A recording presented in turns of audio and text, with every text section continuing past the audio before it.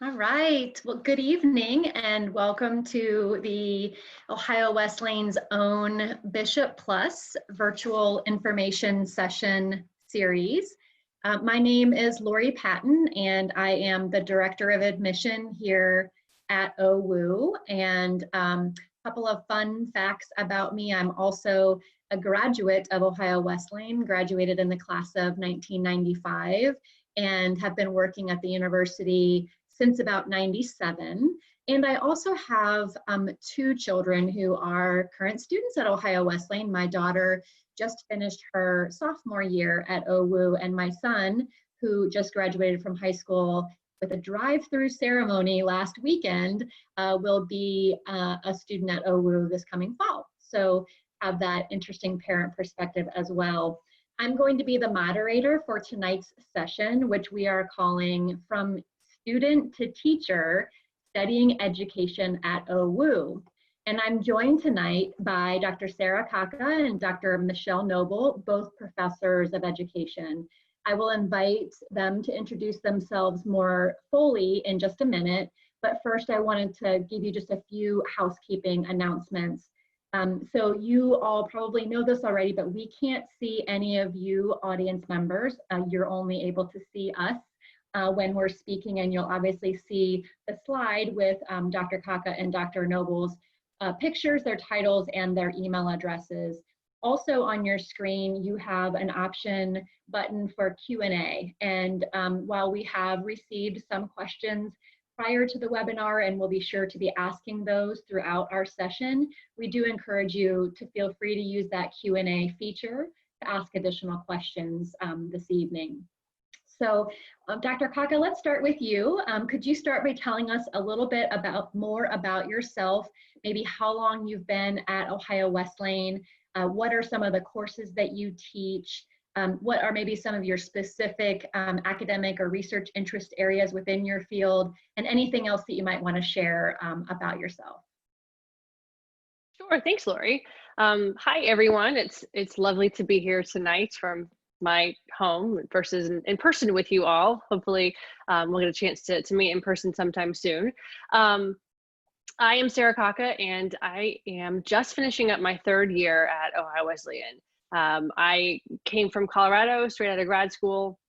Before that, I was actually a high school history teacher for 10 years previously. So not only do I teach education, but I have 10 years in the trenches, so to speak. So I have a lot of really good experience that I get to draw from. At Ohio Wesleyan, let's see, I teach, well, I'm the director of the adolescent to young adult and the multi-age programs. And for those of you that are unfamiliar kind of with what that means, the adolescent to young adult is grades 7 through 12. And then the multi-age is grades pre-K through 12 for visual arts, drama, music, theater. We'll talk more about that in a few minutes. But so both of those, I teach the methods classes, the general methods class for that. I supervise field experiences. I supervise student teaching. I teach the secondary and middle childhood social studies methods class. And I'm missing one. Oh, I teach Role of the School, which is kind of our intro to ed class. So many of you will take that your first or second semester on campus. So a lot of that bridges my research interest. My PhD is actually in educational leadership research and policy. And so what I do a lot with that is look at the world of teacher preparation and the policy that exists within that, and try and figure out, what policies do exist, how do they work, and then how can we really create effective long-term educators for all settings. Great, thank you so much. And Dr. Nobel, how about you? Hi there, everybody. It's nice to be with you this evening, again, from my home as well. We're all getting really used to doing these from home. Hopefully we'll be back on campus soon. So my background is special education, and I taught in the Central Ohio area for about 7 years before I joined higher ed, and have been in higher ed actually a little bit longer than I taught in the classroom, which is a little strange. let's see, what else? What do I teach at Ohio Wesleyan? I teach Intro to Special Ed, which is one of the courses that a lot of folks will end up taking, and it's also a distribution course. So it's possible that folks who maybe aren't interested in education but are interested in disabilities or a related field might end up in that class as well. I teach some special ed methods courses and a classroom management class that, again, many folks choose to take, even if it's not required. It's a nice course to have under your belt when you're out in the trenches, so to speak. My research is, I started out doing a lot of things in peer tutoring and peer mediated instruction. And so it's kind of morphed a little bit over the years. So some current things that I'm looking at, I'm looking at educational technology a little bit. So in this switch to COVID, that's been kind of nice to be able to have some of that research and think about where I'll go from there. Thank you. And I love the artwork that's in the background with you, Dr. Nobel. It's perfectly fitting for sure. Before we get into the meat of the questions about the education department, I did want to spend just a couple of minutes talking about how your second half of the spring semester went when we frantically moved from in-person, really interactive and engaging courses to this more online model. And maybe specifically, what did you learn not only about yourself, but perhaps about your students as well in the process? So maybe Dr. Kaka, if you want to start. Sure. Yeah, that's a great question. I think that for me, the switch to online teaching on the one hand wasn't hard because I've actually taught online classes before. It definitely isn't my favorite thing to do. I feel like I lose the relationship building component that's so important in teacher prep. But I was able to, I think, kind of shift pretty easily. The university was so great and helping the professors come together, share resources, support each other. They gave us time to really kind of dig in and figure out what these classes should look like. And truthfully, our students were amazing. What I learned most about OWU students through this experience is that they are resilient and that we have been able to see a group of students come through and just roll with the punches. The feedback that I got from my students this semester, kind of, in the remote learning segment, was really just appreciative of how much work that we had put in, the classes that we built for them, the amount of hours, the number of hours and the amount of time that we worked feverishly, I think, to kind of work to get these classes up and running. Many of them would come to my office hours, virtual, Zoom office hours, sometimes just to chat. So they would post videos on Flipgrid with recommendations about books and TV shows and movies that they thought that I would like. And so it was really great to still try and make those connections with them, even in this crazy environment. I think the thing that we struggled with most as a department of education were our student teachers, because we had students who were out in the field still. We had 20 student teachers from early childhood all the way through high school who were out doing full-time student teaching out with their cooperating teachers in these K-12 classrooms. And so trying to shift quickly, not only with what we were requiring of them, but also with regards to what their schools were expecting of them and what their rules and their regulations were. I think that was really the biggest challenge for me. But again, our student teachers were great. They were wonderful in communicating with us and asking questions and just kind of waiting for us to figure out answers for them. And it was really a great experience. And I think all of them came through not only with a newfound appreciation for what their cooperating teachers do, but they now have this entirely new skill set that they would not have had otherwise. So I think it was really, as hard as it is to do all of this and to kind of deal with it, I think the silver lining is that we are creating more effective teachers as a result. That's awesome. Dr. Nobel, any additional insight from your perspective? I think I would echo quite a bit of that, including the challenge for our student teachers. But I actually had taught some blended courses before, so not full online, but a partial online combined with face-to-face. And so I had a little bit of experience that I could relate to and reflect on. one of the things that was hard for me, one of the classes I was teaching was a methods course in special education, but it included the writing of an individualized education plan. And for those of you on the call who don't know much about special education, every student in special education has an individualized education plan, and they're really hard to write. And so that's something that I really like to do in person so that we can bounce ideas off of each other. And so to take that assignment and move it into the remote world was a little bit hard to get my head around.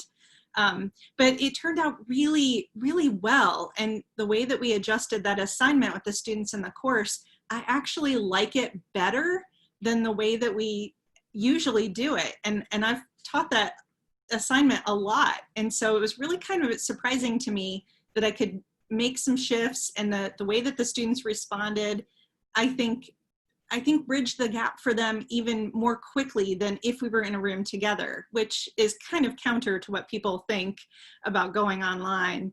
And so that's been really nice. And I think some of the other things that Dr. Kaka talked about, the use of Flipgrid, the ability for some students who may be a little bit shy in a classroom to be able to leave me either a private message on Flipgrid, or just to have the opportunity to just speak for a couple of minutes without being really nervous, because most of them were talking into their phones. And so it felt kind of comfortable.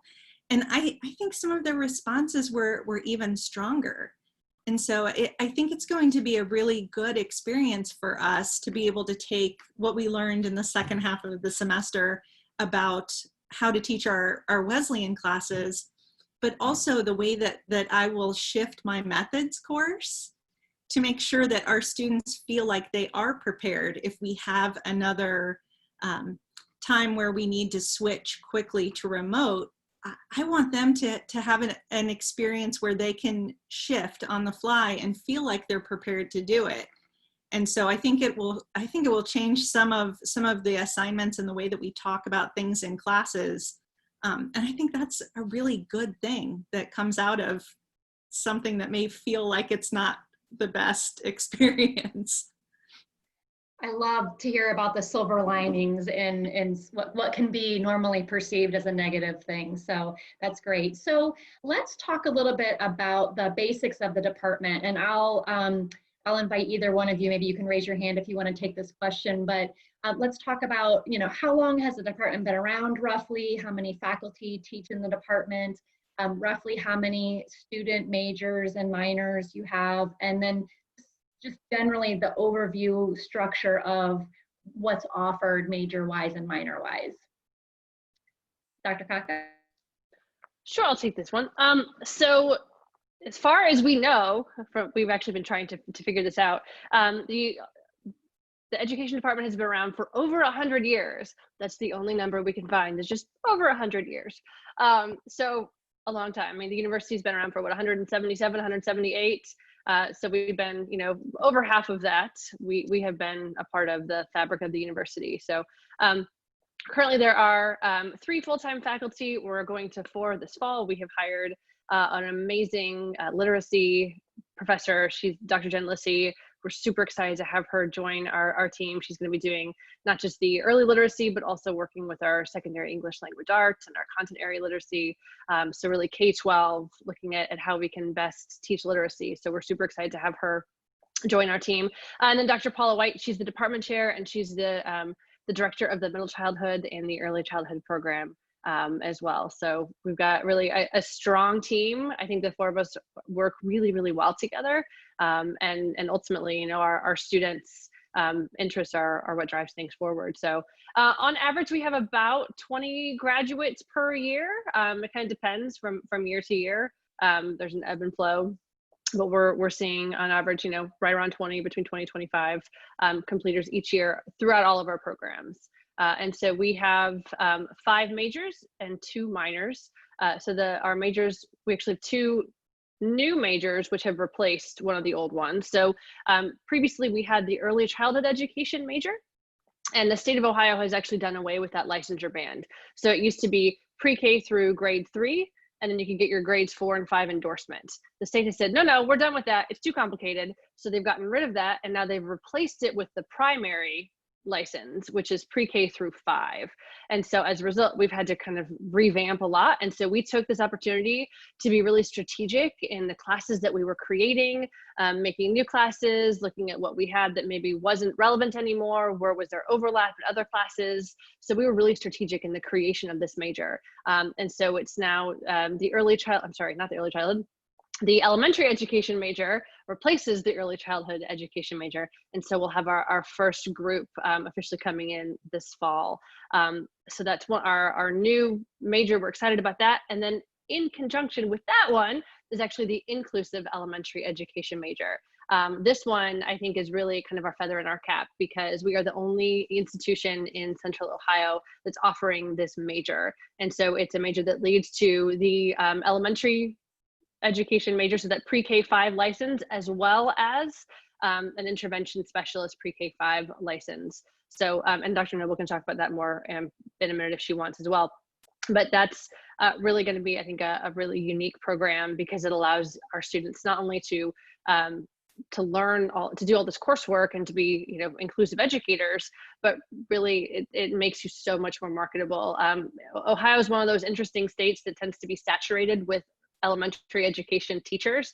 There are a lot of elementary education teachers and not as many jobs as some of the other content areas. So having this dual license is going to make you much more attractive to potential employers. So those are our 2 majors that we're really excited about. Those are new. We also have the middle childhood major, which allows you to have a concentration in social studies, English language arts, math, or science. So you pick 2 of those as part of your major. And then you get a teaching license that's grades 4 through 9. And then we have, I'm missing one, the special education, which is Dr. Nobel's license in her degree area. And so that is pre-K through 12 intervention specialist for special education. And then our most recent is the integrated science license, which that one also is really unique in that previously we had, a chemistry major and a biology major, a physics major. And so you get your teaching license to teach science in just one of those areas. With this integrated science major, what we've done is we've taken pieces of all of the different sciences and we put them together, and now you get licensed to teach all of them. So again, it looks very much at marketability. We worked hand in hand with our community advisory board, trying to figure out, what do we need? So what do our graduates need when they come out? What, as educators, as principals, what do you need from our graduates? And this is one of those areas that they saw was a big need, was to try and find science teachers that could teach more than just one content area. And then we have 2 minors, the adolescent to young adult minor and then multi-age minor. Those those lead to licenses. So if you're going to teach middle school and high school, so grades 7 through 12, social studies, English language arts, math, or science, or if you're going to teach K through 12, visual art, drama, music, Spanish, or French, then you're going to actually minor in education. So the state wants you to major in your content area because you are a content specialist first. So that's the more important of the 2, and then you minor in education. So those are the 2 programs that I oversee. And so we offer a variety of different licenses, as you can see, and it's complicated and there's a lot of different layers of this. So hopefully we'll be able to kind of dig in and answer any questions you would have. I have one follow-up question. The integrated science major, are students who are doing that, what grades are they ending up teaching? Yeah, that's a great question. So they are also grades 7 through 12. The majority of them, what I've seen with this license, they do end up typically in high school because of just with their vast content knowledge. They tend to be more specialized in chemistry, biology, physics, whereas in middle school, 6, 7, 8 tends to be more general science. So, so typically high school. Great. Dr. Nobel, I wonder if you can talk about what the sort of core requirements are in the education major, the required, you have to take these courses, and then we'll maybe talk a little bit about the electives as well, but starting with the core. Definitely. So there are several foundational courses. And one of the things I think is nice about these courses is they're for most education majors and minors. And so you have mixed license groups together, which is nice for conversation. So those freshman, sophomore year classes, you really are thinking about the basics and the foundations of education. And so one of those, I think Dr. Kaka mentioned in her introduction, is 110, which is role of the school. And that really does give you an idea about the history of schooling, some of the purposes of education, even things like educational reform. And probably there'll be lots of conversation from COVID-19 and the closures and what that now means for us as teachers, a little bit of law, things like that. The other big one that most people take is Education 251, and that course has a field component with it, where we're sending you out into a more urban environment to see kind of how things look different in environments with a little bit more diversity and some challenges. And so that course covers your educational psychology foundation. So lots of theory, which is really important before you start taking more applied courses. And that's also a course we'll probably talk about in a little bit too. It's the course where we talk about how to apply to the department. Other courses that you might take as a freshman, you could take Introduction to Special Education, which I teach. And so definitely special ed folks or the inclusive education majors would be taking that. That course covers all kinds of different disability categories, talks a little bit about how development might look atypical. And so the comparisons between what is typical and what falls in that atypical range, we talk a lot about that, which is really important for teachers to understand how disabilities will manifest and what that looks like in the classroom. And we also talk about fun things like fads and fake news, and kind of unpack some of the things that maybe folks have encountered just in life or on the news. And so that course really covers all of those. And a couple of others we have for elementary and inclusive elementary majors. We have an introduction to early education, which covers some of the lower end of the license. So development from birth to preschool age and beyond. And it also has some field component with it, so that you're able to spend a little time in our early childhood center on campus and explore some of the preschool range of the license. Some people are really attracted to the younger end of the license and other folks not so much, but it's a good class for you to kind of explore that and see if that's something that you're interested in, or if it helps you make the decision that you really want to work in the upper end of your license. And then the other course that we have that's foundational is Education 115, and that's a social justice and equity course. And it's great. It is required for some of the majors, and we highly recommend it for anyone who's thinking about education. It really talks about some of the tough issues that we deal with in schools, socioeconomic status, race, class, religion, you name it, that course discusses it. And within the context of how educators can be advocates, but also the kinds of challenging things that may come up in a classroom. And it gives you kind of the language to know how to deal with some of those situations and provide real equity as an instructor.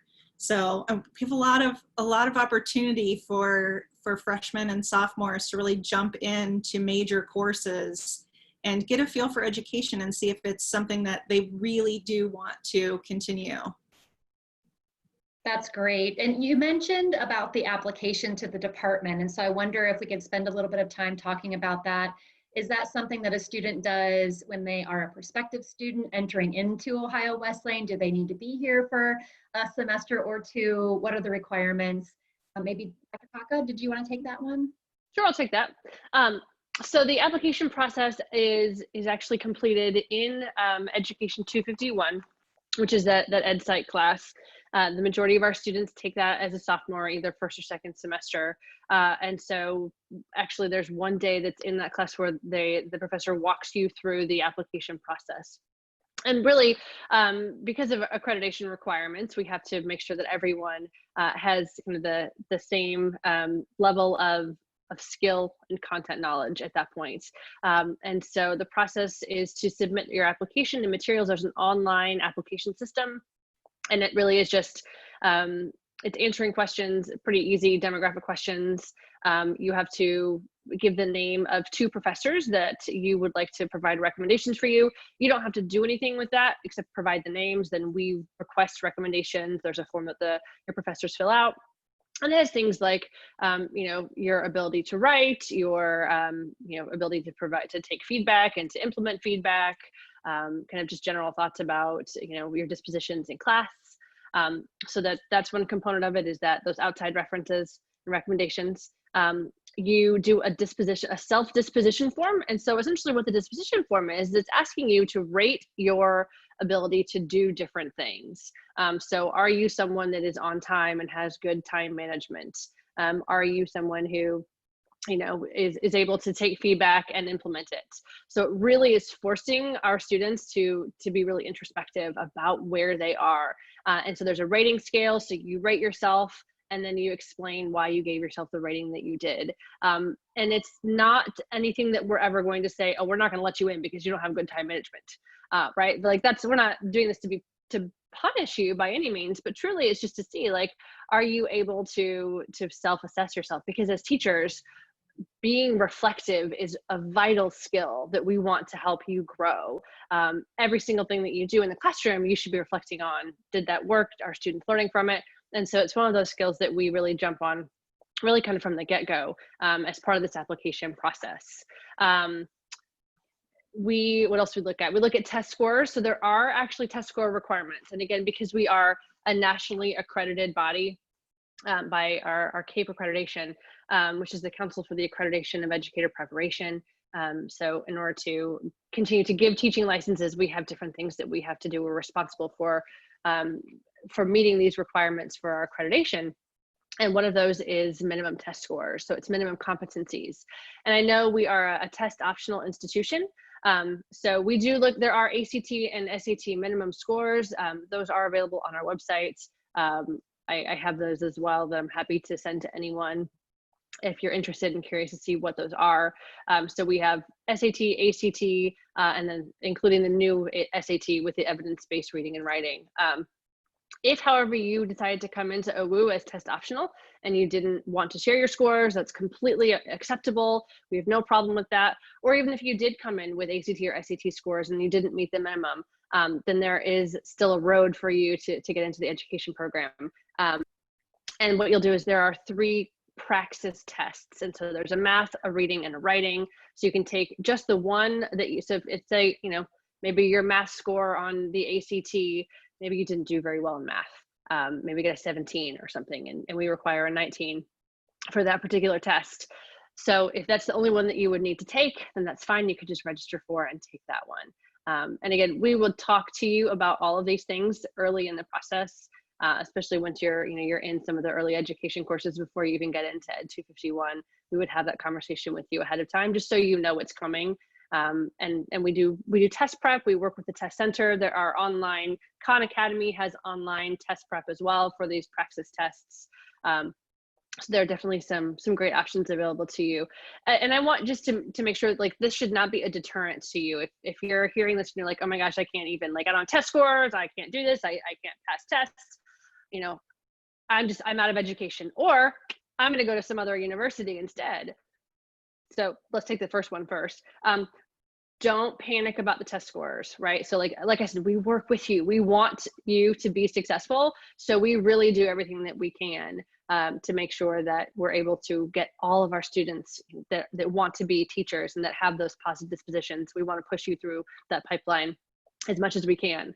But every single institution in the state of Ohio, because Ohio is a CAPE accredited state, every single university in the state has some sort of testing requirement. It's part of accreditation. So, so I know that there are some people that have, gone to other universities or come from other universities to us because they didn't like the testing requirements at that other university.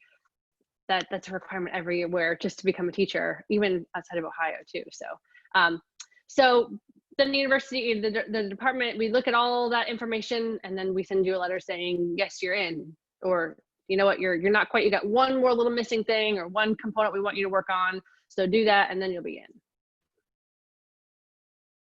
That's great. It sounds like a nice process that is shepherded along the way by the department.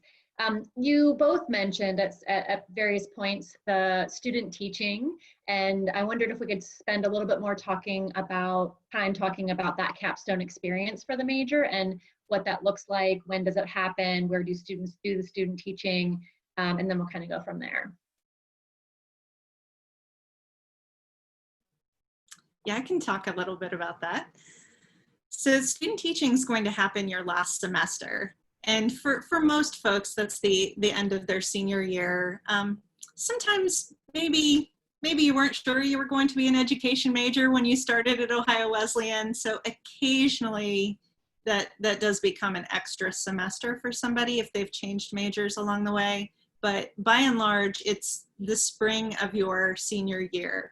And you'll be out in a local school. You do have some voice in where you go, but there are a lot of things that we talk about together with you to make sure that we've got the best student teaching placement for you. So it will leverage your strengths and it will challenge you in the areas that you need to be challenged in. But we have folks that student teach locally in Delaware, but also in a lot of the surrounding schools. So if you're familiar a little bit with the Central Ohio area, you could end up in Buckeye Valley or Big Walnut or Hilliard or Olentangy City Schools or Dublin. We occasionally have folks go into the Columbus area. We're not that far from Columbus, and Westerville, anywhere. And so part of that process is, number one, making sure you have reliable transportation to get where you're going. And number two, where is the best place that you will be mentored? So you'll be there the entire semester and it's your full-time schedule. For that time, you'll have a seminar that you come to campus. All of the student teachers meet together once a week and we talk about all kinds of things related to student teaching, related to things that you have to do to show your competency in your content area. And so there are some assessments that are national assessments that are taken, and then also licensure exams that we talk about that are for licensure. And it's a great experience. We occasionally have folks who do student teach elsewhere other than Ohio. So there's a Chicago option. We had a student just this year who was supposed to go to Canada.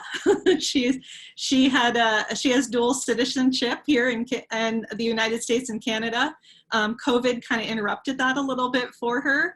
But the nice thing about a small liberal arts institution like ours is we really get to know you as a student teacher. And so we can have some really, really in-depth conversations about the things that you want to do. I know for my special ed folks, special ed is a very broad and different field.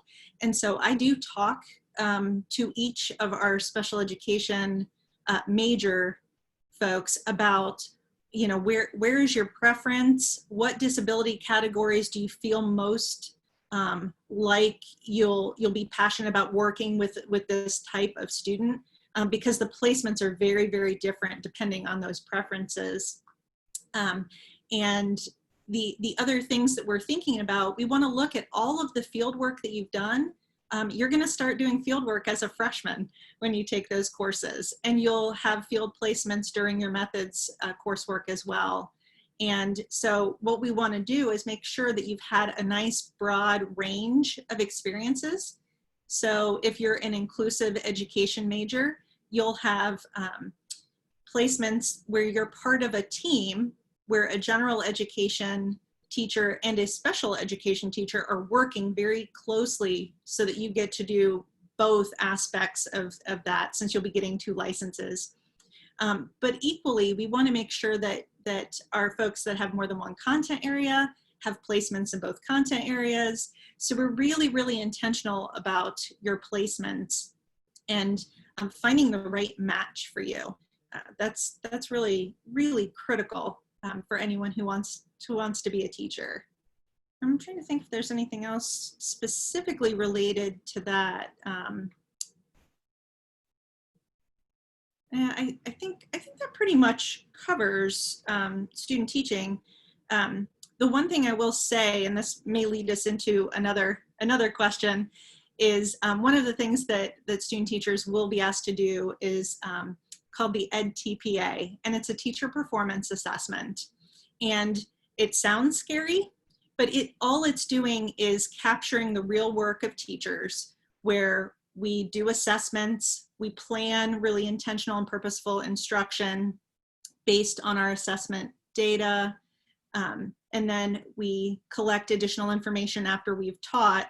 And so that plan, teach, assessment cycle is captured in the EdTPA, and it allows the student teacher to demonstrate their competency and their skill in teaching. And it is scored by external scorers. And so that makes it have a really high stakes kind of feel. But we spend a lot of time talking about it. We prep for it well before you student teach. So you've had some experiences with the assessment before you're out doing it in that high stakes kind of way. And it's an assessment that's supposed to capture student teachers. And so there's no expectation that people are amazing in all aspects of their teaching performance. Everyone has things that they do well, and everyone has things that they need to work on, no matter how many years you teach. And so it's really nice to be able to have that piece as a capstone and have our teachers be able to demonstrate how much they've learned. I think one of the nice things about student teaching seminar this year was listening to how far people had come from those early experiences and some of the things that they had struggled with, and to see everybody really shine at the end is kind of awesome. and it makes some of the really challenging parts really worth all of the work. That's great. You both mentioned licensure, and I'm wondering, how does that process work? How do I leave Ohio Wesleyan and teach? What do I need? What's the process like to go do that? So I'm going to jump back in because I actually am the licensure officer. So all of the majors and minors are fairly closely aligned to Ohio licenses.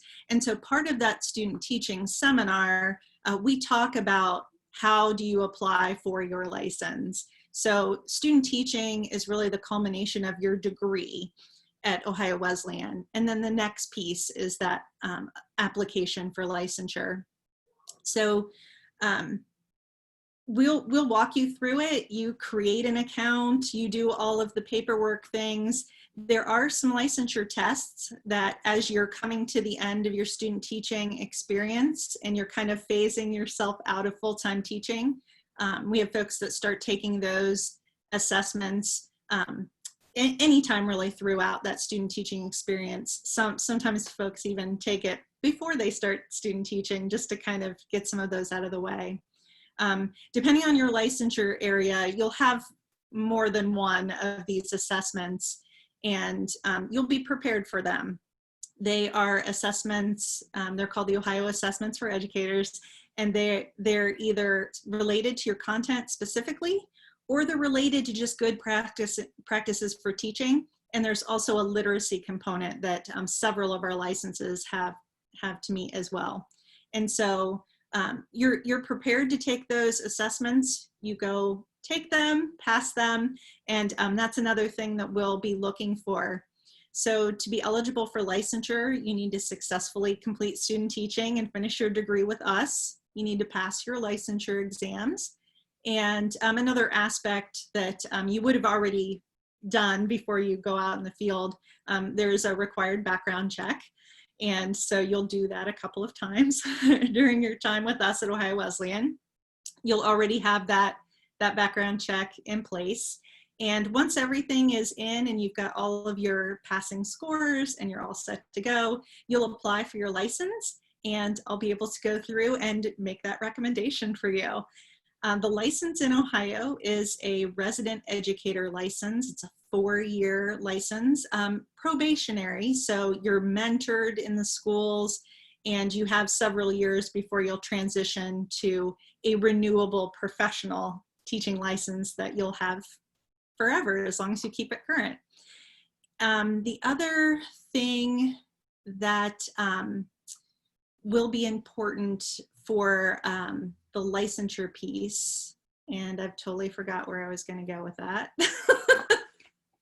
I wondered, maybe this kind of goes along with that. If you get a license in Ohio, but you want to teach somewhere else. That is it. That's where I'm going. Thank you. So the Ohio license is pretty easy to transfer to other states. Ohio is a pretty difficult license to be to license in. Lots of requirements and the scores are pretty high. So if you're a student who knows that you want to go back to your home state, or you're going to a completely different state that you're excited about starting your teaching career. For example, we have a student who's going to Tennessee. So we'll know that because we've talked to you quite a bit about what your next steps are, where you want to teach, whether or not you're going back home. And so during the student teaching seminar, we will make sure that you know the expectations for the next state. Some states do have direct reciprocity. And so if you have an Ohio license in elementary education, then Indiana may just say, you know what, here's your Indiana license in elementary. Sometimes the grade bands don't line up. So, you know, maybe Ohio's license is a pre-K 5 and someone else's license is a K6. That will work itself out. And the Department of Education for whichever state you're in will issue you their equivalent. They make the decision for you.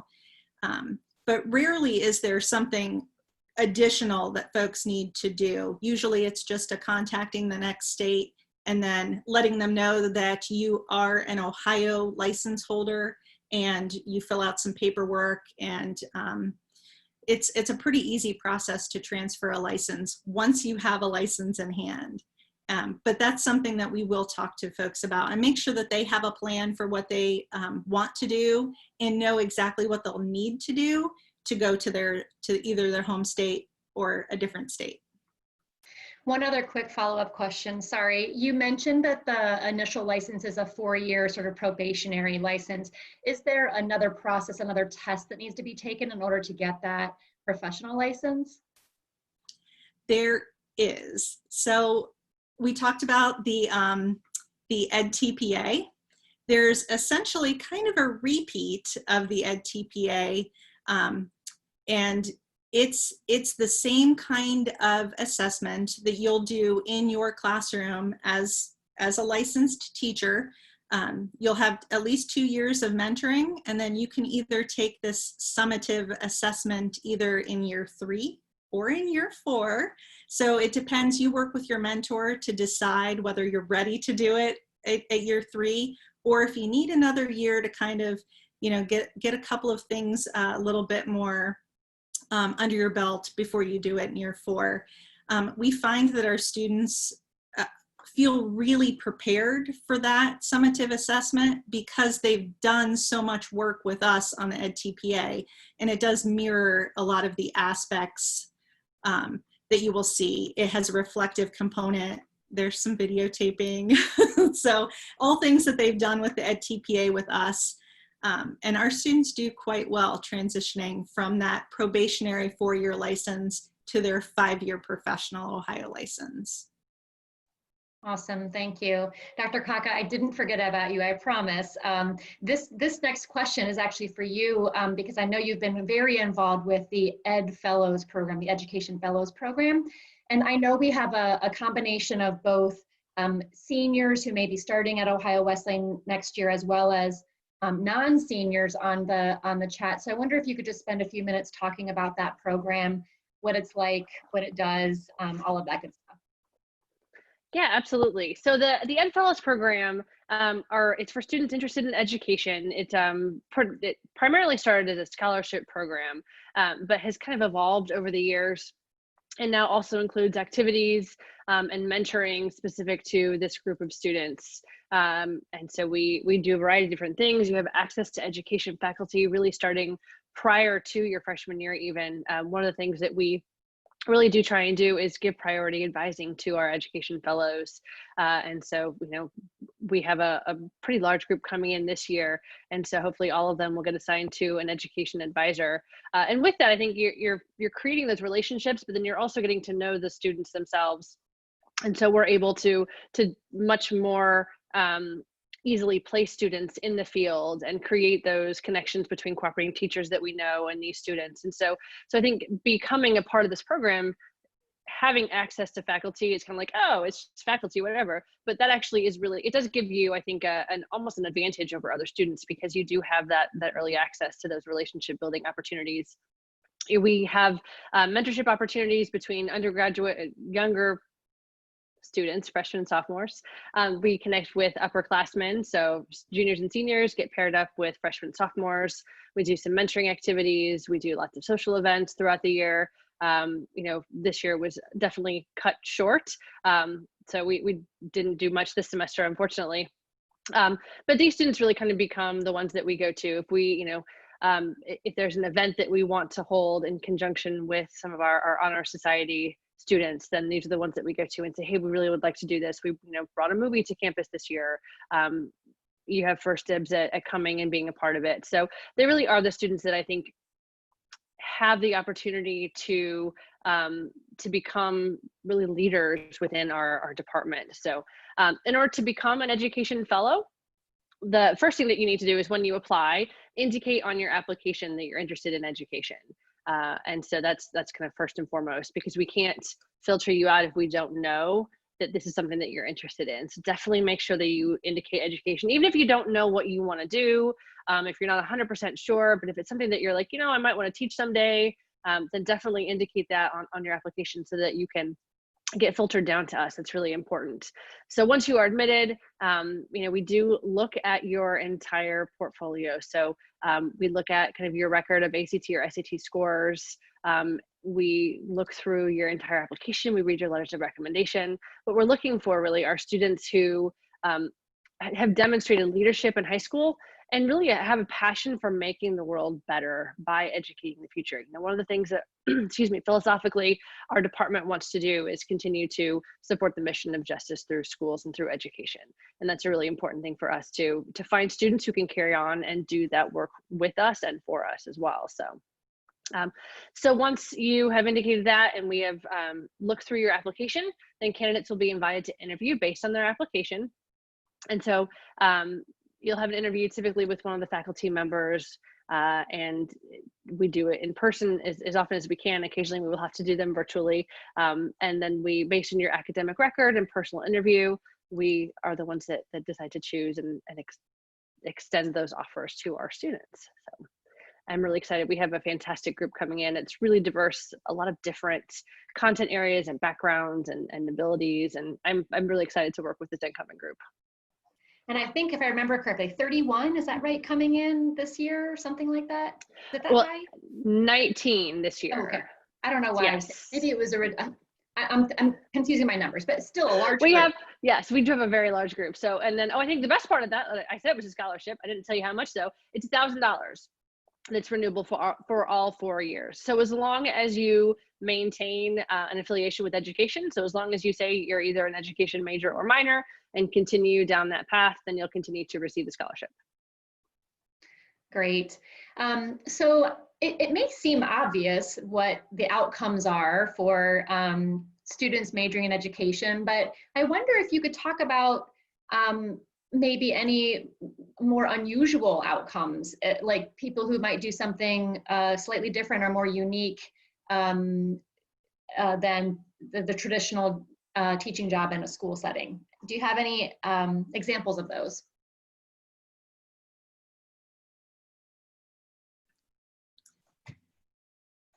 Yeah, I can give you some examples. So, you know, so sometimes the timing isn't right? So occasionally we have students who, they do want to teach, but in a slightly different context.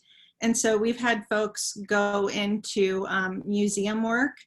So, you know, there are a lot of educational programs in museums. If you think about art museums, science museum here, and in lots of cities we'll have children's museums. And so it's possible that you end up doing educational programming for like a related field. We have some folks who want to go into art therapy or music therapy, and education is a good foundation for kind of continuing that kind of work. Likewise, in special education, sometimes we'll have folks continue on into school psychology. So if they like the assessment and the eligibility process, sometimes the education experience leads them into those kinds of positions. But also things that are just related. So maybe not, you know, your traditional public or private school, but perhaps, you know, you want to go teach English overseas, or you want to work as a private tutor. Sometimes folks teach for a couple of years and then start their own childcare centers, private tutoring programs, launch their own special education school. And a couple of other places are a little more outside the box of education. We have some folks that go and work for textbook companies. So maybe they're leveraging their content expertise to develop either online supplemental materials or to edit textbooks that are used in schools. That's kind of cool. I've had some folks too who actually maybe have been doing like a part-time job as they go through school and end up kind of in the corporate arena as like professional trainers. So like think about like the banking industry. There's a lot of need for folks who have a foundation in just what good teaching is for presentations, doing professional development. So there are ways to leverage that education degree, even if you go through student teaching and you think, okay, this was good, I did it, but I don't know if I want to do this all the time. It doesn't happen a lot, but it does happen, and there's absolutely nothing wrong with leveraging that education degree in another way. And sometimes those experiences are more rewarding and just, you know, fit that niche just a little bit more. And you have to do what you're passionate about. Sounds like the perfect reason to choose a liberal arts college where you get those additional transferable skills. So maybe one last question before I invite the audience to ask any final questions. What do you think sets Ohio Wesleyan's education department or program maybe apart from others at similar kinds of institutions, or even other non-similar kinds of institutions? What might that be, Dr. Kaka? Sure, I'll start, and then if Dr. Nobel wants to add something afterwards. I think, you know, one of the things that really attracted me to come and work in this institution, there were a couple of big things. Obviously, the first thing is the size, the fact that I know my students. You know, I am able to reach out to them via social media or via text message and say, hey, how is the job search going? Tell me what I can do for you. How can I support you? Because we've created those relationships over the course of the past 4 years, because I've had them as freshmen all the way through as seniors. Their Education 110 course, that role of the school class, they take that with me as freshmen. And then they go through, and as juniors, they take their secondary methods class with me. And then as seniors, I'm doing their field placement and their student teaching course. So if they're part of my program, I'm not the only person, thankfully, that teaches them. They get a variety of different educational perspectives as well. But the fact that I see them their first semester in and their last semester out, not all institutions do that, because it's really easy to outsource student teaching supervision to an adjunct. It's really easy to say, oh, you're a retired principal, come back and supervise for me. And most universities do that. We don't do that because we know the value in this. We know our students in the classroom, in our classroom on campus, as well as in their classrooms, in their high schools, in their middle schools, in their elementary schools. And so the fact that I can see that I can teach them the theory of these teaching methods in, on one day, and then I can see them practicing it in their classroom the next day. That's such a rich experience. And I think being able to do that makes us stand far ahead of any other university that outsources that skill, because then you're missing out on that. You don't know what's happening in the classroom, and you're not allowing them to make those seamless connections and providing that feedback to them. And feedback and reflection are integral parts of our programs all the way through. And so we all value that, and we all feel very much that it's an important part of becoming an effective teacher, really. And then I think the other thing that makes us stand out is that our students that come in, I know Dr. Nobel talked about this kind of briefly, but they do field experiences in most classes, really the first semester they're on campus. So depending on what program you're in, if you're in special education or adolescent to young adult or middle childhood, multi-age, you'll take Education 110 with me. You do 20 hours of service learning in a school-based environment your very first semester on campus. So you have the opportunity to go out and see a school from the teacher's perspective, really kind of from day one. If you're elementary education or inclusive elementary education, I'll have to get those switched now. If you're in those majors, you will take Education 105, the Intro to Early Childhood, and there is a field experience lab with that, in that you're out in schools and you get to see a variety of different schools as well with the instructor of that class. And so, not all universities do that. Many of them are, don't let you out into a classroom until it's time to do a field experience, until it's time to go and start teaching. But we want you in the classroom as early as possible, because what's important is for you to determine, is this the right fit for me? Is teaching truly what I think it is? And if not, it's better that your first year, your second year into OWU than student teaching the very last semester, right? We don't ever want someone to get to student teaching and say, ooh, this is not right for me after all, never mind. We really want to get as many opportunities for you to be in the classroom as possible early on. And so I think that we do a really great job of providing those opportunities as well. So I don't know if Dr. Noble, if there's anything else that you had to add to that one. Not really. I mean, I would say the same thing. The size, the fact that it has a feel of home. When you get to come to campus, you will walk around campus and you will feel like you're at home. I can't explain it. It just happens. But those relationships are really important to me as a teacher. And I would never want to work at a large institution where I didn't even know some of the students' names in my course, because it was just so big. The field experience, one of the things I really like about our program at Ohio Wesleyan is that there are conversations across license areas, because you are in some of the classes in mixed license groups. And that's how teaching really is. It's a collaborative field. And so to be able to talk across license areas and understand just what good teaching is, and having those rich conversations, not just in your own cohort of licensure group, but really across all teachers, I think is an invaluable experience. The other thing I really like about Ohio Wesleyan is it's a liberal arts institution. And the things that you learn at a liberal arts institution, the way you think, the way that you have a critical eye, the way that you use inquiry, that you're socially responsible and you're asking questions about, is this the way things should be? And if not, how can I make a difference? Those things work hand in hand with teaching. And so I really appreciate all of the coursework that you're taking in addition to your education classes that really make you a well-rounded citizen that can go into the schools and be an advocate for students, because that's ultimately what we want you to be able to do.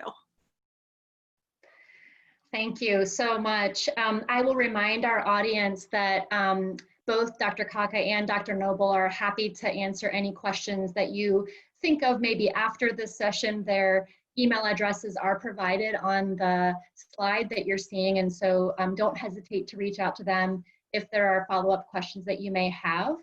Also, a segue from Dr. Nobel's comments, we are actually thrilled to be able to do a soft reopening of our office on a scaled back approach for visitors to campus. So beginning Monday, June 1st, we'll be able to have a limited number of people on campus in as safe and secure way as we can.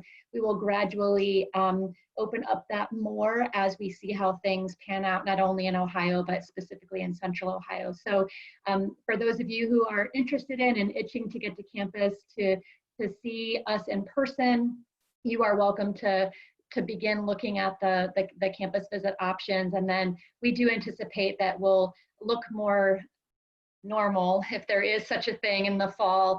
If you haven't heard, we do plan to be open in the fall. There's a safe opening task force group of very smart people who are working feverishly to make sure that that we can do that for our students. So hope to have not only our incoming students be in a relatively normal situation, but also be able to have larger groups of prospective students visiting throughout the year. So thank you all very much for joining us this evening. A reminder, this session is recorded and will be available on our website. If there was something you missed or something you'd like to go back to, it'll be on there indefinitely as a great resource for students and families to access. So thank you so much for joining us. Thank you, Dr. Kaka and Dr. Nobel, for your time this evening. I know you're technically on summer break, so we really appreciate your time being with us this evening. So have a great evening and an awesome weekend. Take care.